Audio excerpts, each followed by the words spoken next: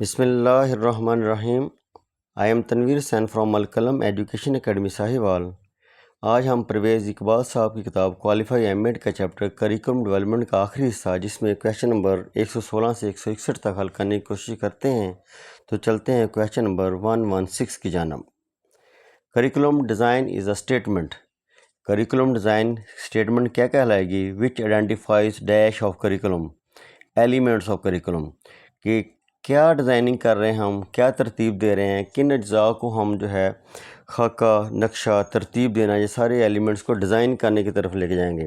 अब हम जब एलिमेंट्स की बात करते हैं तो एलिमेंट्स क्या कौन कौन से होते हैं, जिसमें हम ये कह सकते हैं कि हम ऑब्जेक्टिव्स को सबसे पहले गोल सेट करते हैं, ऑब्जेक्टिव तय करते हैं, फिर लर्निंग एक्सपीरियंस हो सकते हैं, फिर कंटेंट को तरतीब दे सकता है, फिर जो है ऑर्गेनाइज करते हैं, इंटीग्रेट करते हैं इनके हम लर्निंग एक्सपीरियंसेस को, फिर दैन एवेल्यूशन की तरफ जाते हैं। ये सारे एलिमेंट्स हैं जिनको एक तरतीब में अज्जा को एक खाके में एक मरतब करना होता है, जिसको डिज़ाइन कहते हैं। तो इसका मतलब है करिकुलम डिज़ाइन एलिमेंट्स को तरतीब देना कहलाएगा। Next question, Hilda Taba believe that curriculum should be designed by. अब हिल्दा तैयबा ये उसके करिकुलम कहती है वो टीचर डिज़ाइन करे। उसका यकीन था कि इंडक्टिव मेथड जो है बच्चे को किस तरह पढ़ाना है सबसे बेहतर जो है वो टीचर जानता है, तो टीचर को चाहिए कि करिकुलम को डिज़ाइन करें। 118 the factors that affect the development of curriculum are called foundation of curriculum. अब कौन से फैक्टर्स हैं जो डेवलपमेंट, जब करिकुलम डेवलप किया जाता है तो उसमें वो असर डालते हैं, उनके बगैर जो है करिकुलम डेवलप नहीं किया जा सकता, उनके असरात के बगैर। तो उसमें हिस्टोरिकल फैक्टर हो सकते हैं, किसी भी कौम का हिस्टोरिकल बैकग्राउंड क्या है, उसका बैकग्राउंड क्या है वो उस पर अंदाज़ होगा। फिलोसफिकल हो सकता है, साइकोलॉजिकल एंड सोशल, ये चार उसकी फाउंडेशन हैं। बाद जगह पर इसको सोशल के बाद इकोनॉमिक्स भी हम शामिल कर देते हैं, इकॉनमी को भी शामिल कर देते हैं। Historical, philosophical, psychological and social, ये चार मरतबा फाउंडेशन हैं। और पाँचवा बाद जगह पर इकोनॉमिकल भी शामिल कर सकते हैं हम। ये फाउंडेशन हैं किसी भी करिकुलम की, जिनके बगैर करिकुलम जो है मुकम्मल नहीं हो सकता, इनके असरात के बगैर। इनका लाजमी असर होगा करिकुलम डेवलप करते वक्त। 119 students overall development is emphasise in learning centred. Simple सी बात आ गई कि ओवरऑल डेवलपमेंट जो एम्फेसाइज करते हैं लर्निंग सेंटर्ड कहलाएगा। स्टूडेंट्स को ओवरऑल डेवलपमेंट जो है, बच्चा जब ज़ाहिर है बच्चे के मतलब है स्टूडेंट है वो डेवलप हो रहे हैं, उसमें उसकी पर्सनैलिटी ग्रो कर रही है, डेवलप हो रही है। इसका मतलब है कि लर्निंग सेंटर्ड जो है बच्चा जैसा चाहेगा वैसा अगर वो पढ़ेगा तो लर्निंग सेंटर आएगा बच्चे के मुताबिक। मेकिंग वैल्यू जजमेंट, जजमेंट हम जब बात कर रहे हैं तो करिकुलम डेवलपमेंट की बात, एवेल्यूशन की बात आ रही।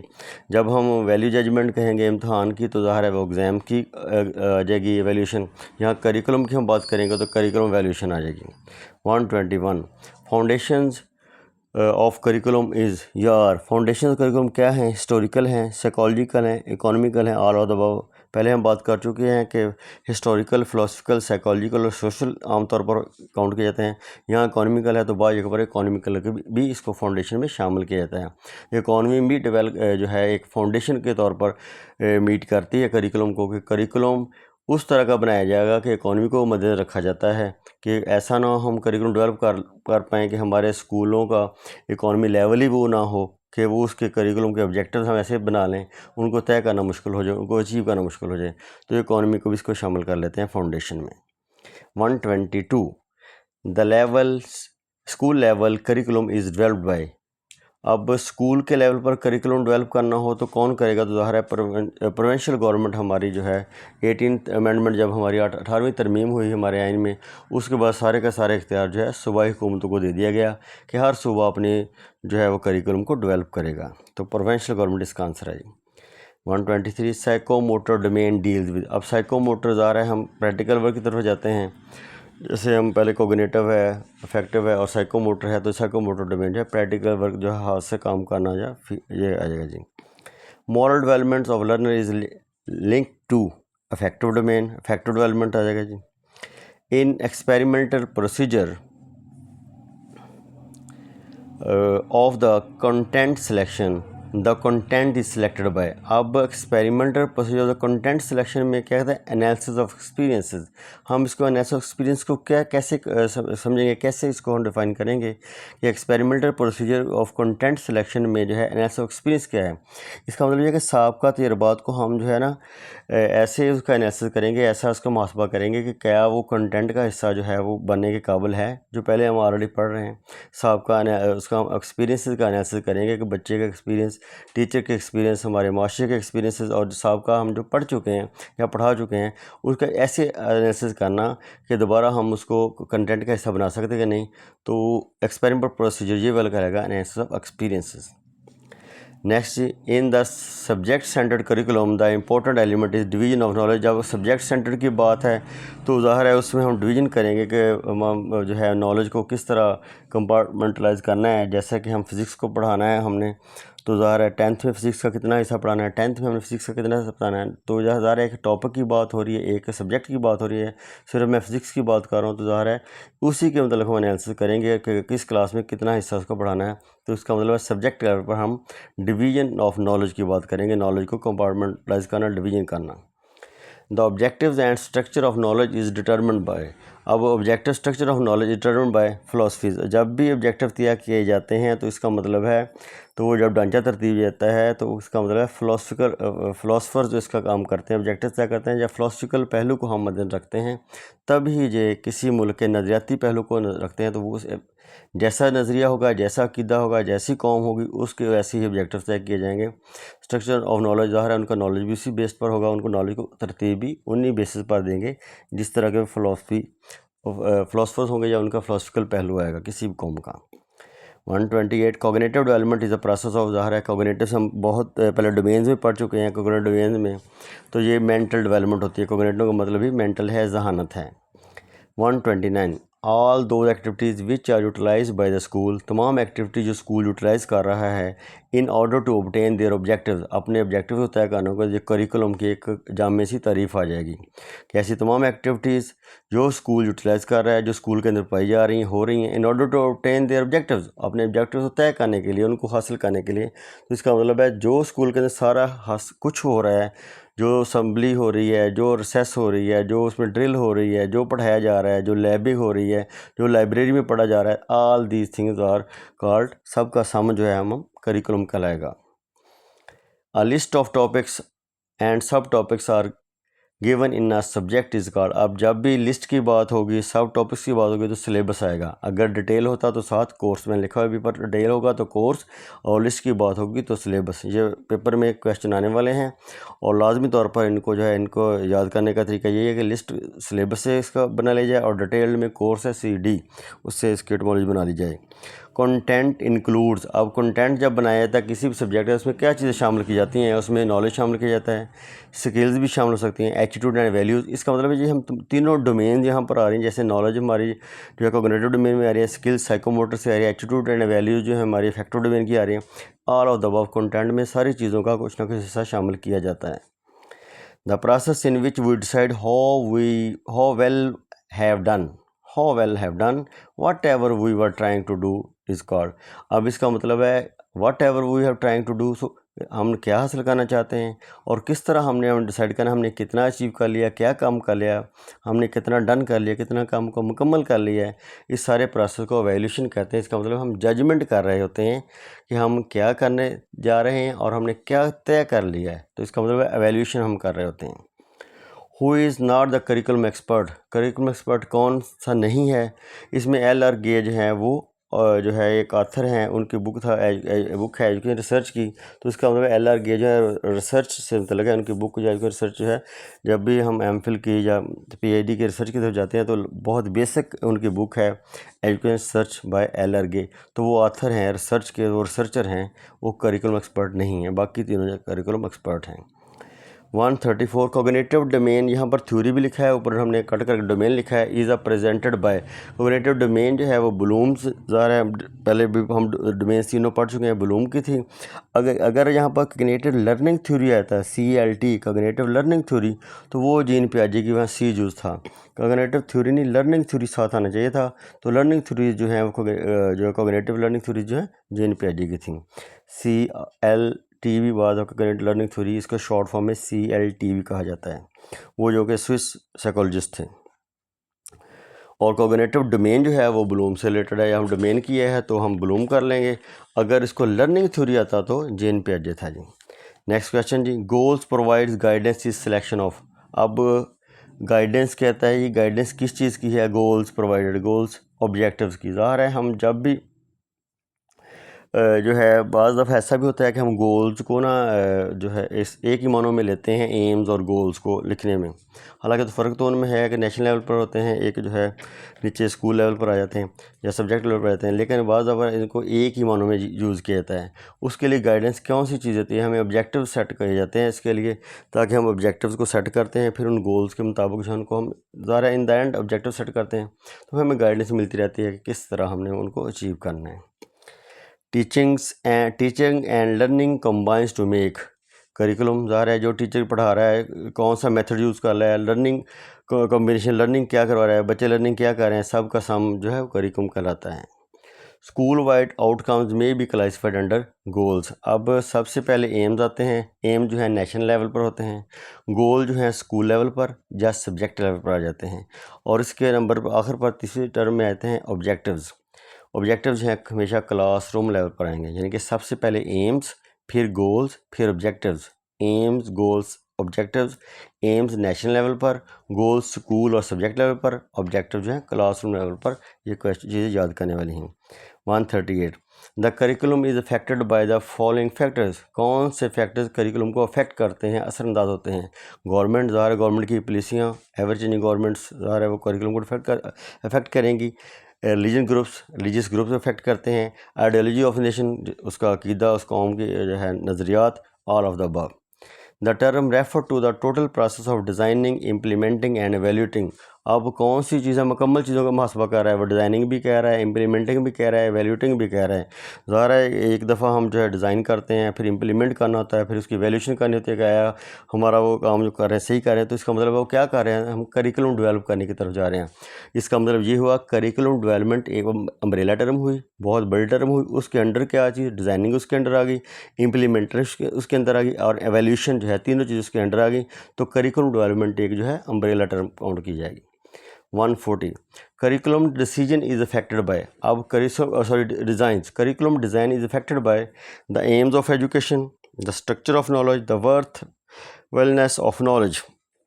अब वेलनेस क्या कहलाएगा? नोइंग द वर्थ, और वर्थ ऑफ नॉलेज हम कहते हैं कि हमें जानना कि नॉलेज की क्या वर्थ है, एक चीज़ आ जाएगी।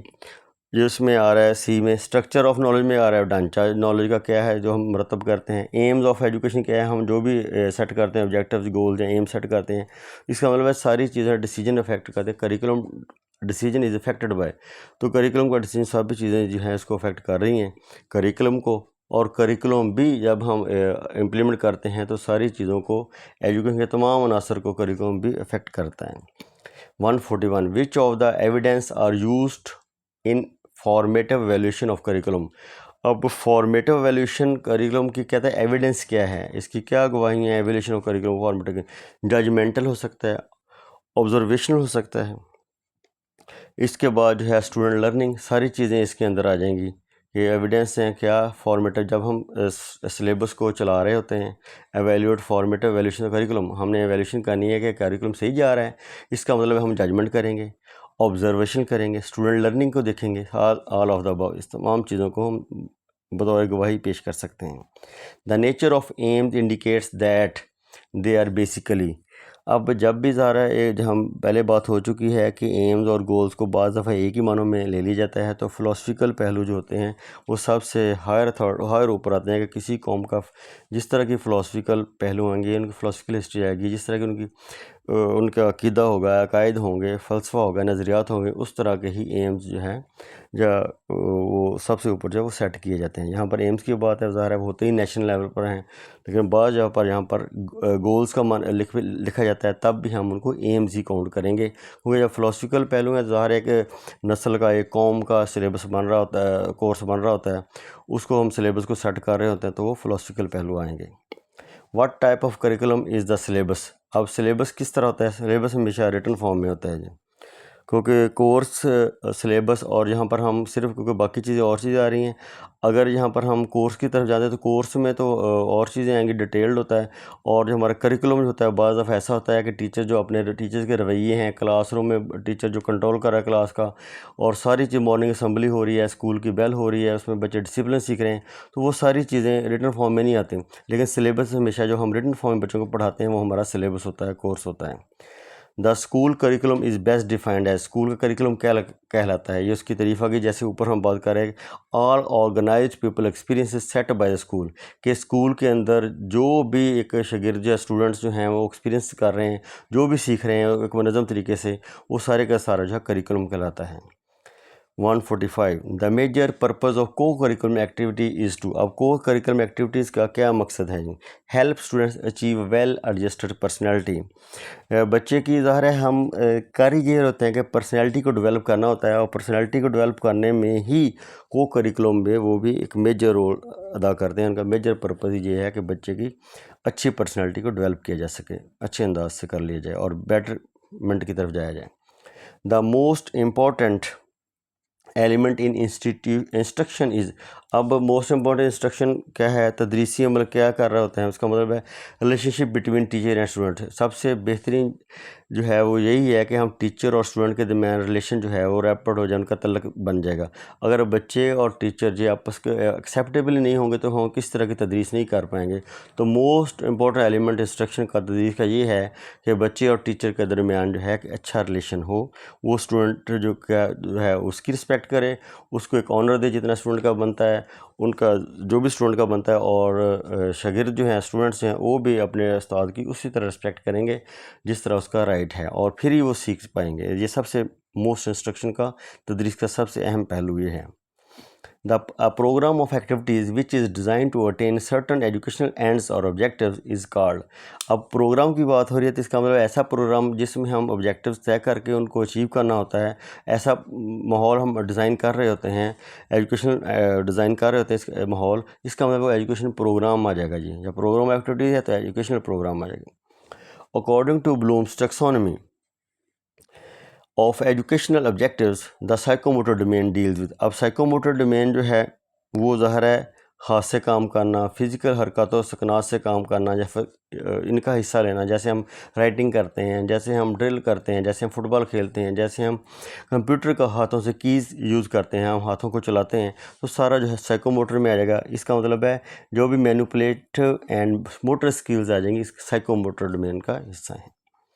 The curriculum content should satisfy the criteria of. अब करिकुलम कंटेंट जो है उसका मतलब जो है किस चीज़ के क्राइटेरिया को सेटिस्फाई करेगा, वैलिडिटी एंड सिग्निफिकेंट, मतलब कि वो वैलिड भी है जो हमने करिकुलम कंटेंट लिखा है, जिस काम के लिए हम कर रहे हैं उसी काम को वो रिज़ल्ट दे रहा है, सिग्निफिकेंट क्या उसकी अहमियत भी है, वो माना जा रहा है, इंटरेस्टेड भी है, उसमें दिलचस्पी बच्चे ले रहे हैं, लर्नेबल भी है, लर्नेबिलिटी है, ऐसा है वो कि बच्चे लर्न कर सकें, उसको सीख सकें, समझ सकें।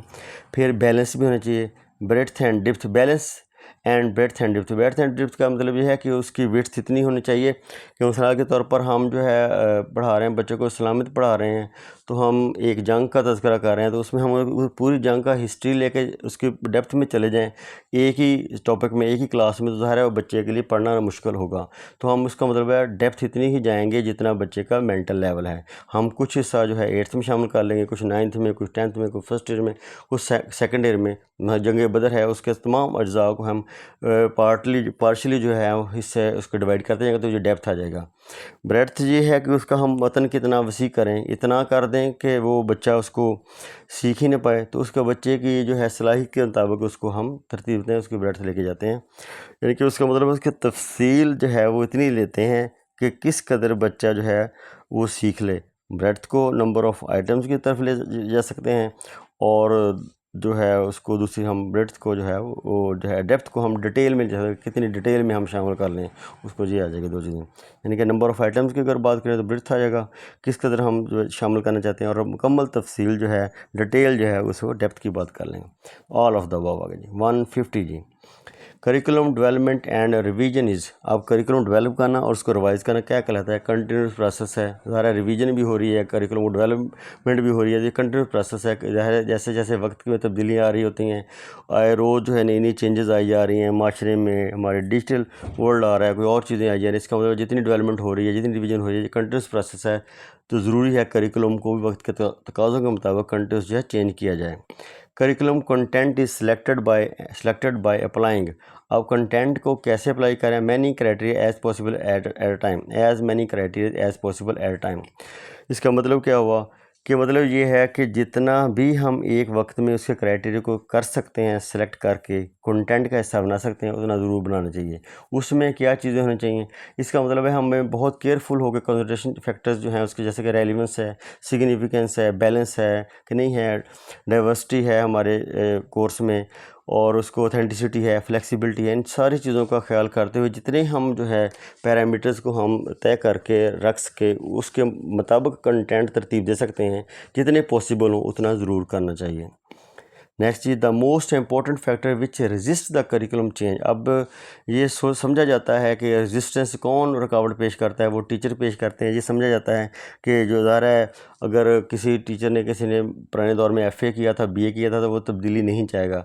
लेकिन आजकल तो हर टीचर जो है MPhil PhD करके स्कूलों में आ रहे हैं, तो हर एक की एजुकेशन काफ़ी हाई है, लेकिन फिर भी ज़ाहिर है उनको जो है नए करिकुलम को पढ़ना पड़ेगा, रिवीजन करनी पड़ेगी, और बच्चों को पढ़ाने के लिए उनको सारे स्ट्रगल करनी पड़ेगी। उस स्ट्रगल से ज़ाहिर है वो एक दफ़ा बचने की कोशिश करेंगे, तो जो टीचर है वो रजिस्ट करता है करिकुलम तब्दीली की तरफ चेंज में। Text book board in all the 4 provinces are responsible for publishing books, इनका काम ही बुक्स को पब्लिश करना है। 154, the planning source which helps teachers is equation is called curriculum guide.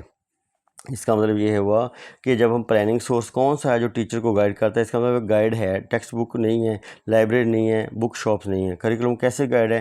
तो इसमें हम टीचर्स के लिए रोड मैप मिल जाता है टीचर को, कि वो गाइडेंस मिल जाएगी कि कैसे बच्चों को गाइड करना है, कैसे बच्चों को पढ़ाना है, टीचर को गाइडेंस मिल जाएगी। इसका मतलब है तो ये कंप्रिहेंसिव टर्म है हमारी जो है करिकुलम गाइड की।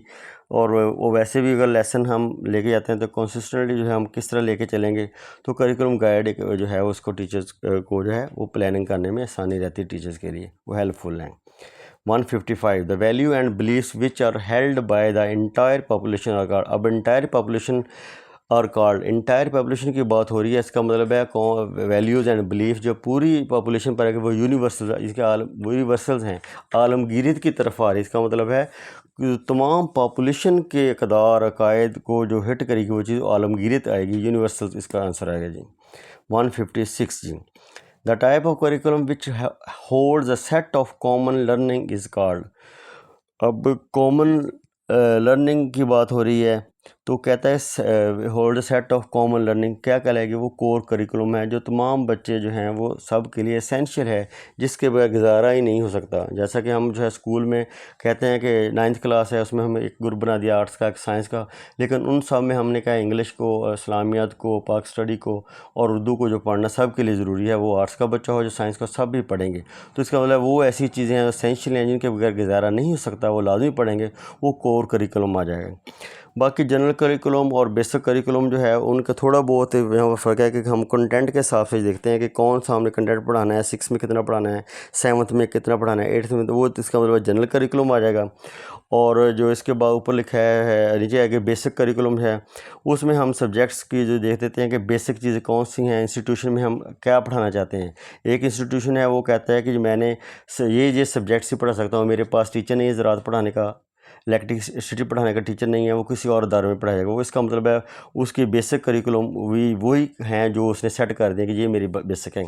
सबसे जो है इसका ये वाला जो है कुछ समझने की चीज़ें हैं। हिडन करिकुलम क्या होता है, ये इम्तहान में इस भी पूछा जा सकता है और जो है इंटरव्यू में भी PPSC में पूछा जा सकता है। हिडन करिकुलम क्या होता है?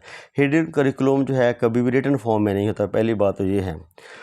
कोवर्ट होता है, हिडन करिकुलम कोवर्ट होता है। इसमें नॉर्म्स, बिलीव्स, वैल्यूज़ जो कि बाकायदा किताबी शक्ल में नहीं पढ़ाए जाते हैं, बल्कि इनफॉर्मली तौर पर जो है बच्चे सीख रहे होते हैं। जैसा कि टीचर जो है वो अपने इमोशन से क्या बच्चों पर असर डाल रहा है, वो चीज़ें जो है नॉर्म्स बच्चे सीखते हैं, बिलीफ सीखते हैं, वैल्यूज़ सीखते हैं, कुछ अकायद सीख रहे होते हैं।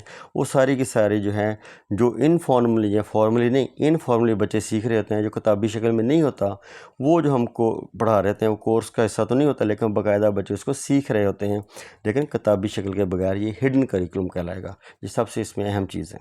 157 the basic objectives of curriculum is, अब बेसिक ऑब्जेक्टिव क्या है? एडजस्टमेंट इन द सोसाइटी, के बच्चे का इस तरह हो जाना कि वो सोसाइटी में एडजस्ट अपने आप को फील करे, एडजस्ट हो सके। What provides guidelines for selection of content, इसका कौन सी गाइडलाइन है? जब कंटेंट को सिलेक्ट किया जाता है, इसका ऑब्जेक्टिव्स तय किए जाते हैं, उन ऑब्जेक्टिव्स को ही मीट करना होता है। कंटेंट वही शामिल होगा जो फिलोसफिकल होगा और ऑब्जेक्टिव्स जो हैं सेट कर देगा फिलोसफिकल, उन्हीं ऑब्जेक्टिव्स को जो है हमने उसके मुताबिक कंटेंट को मरतब करेंगे।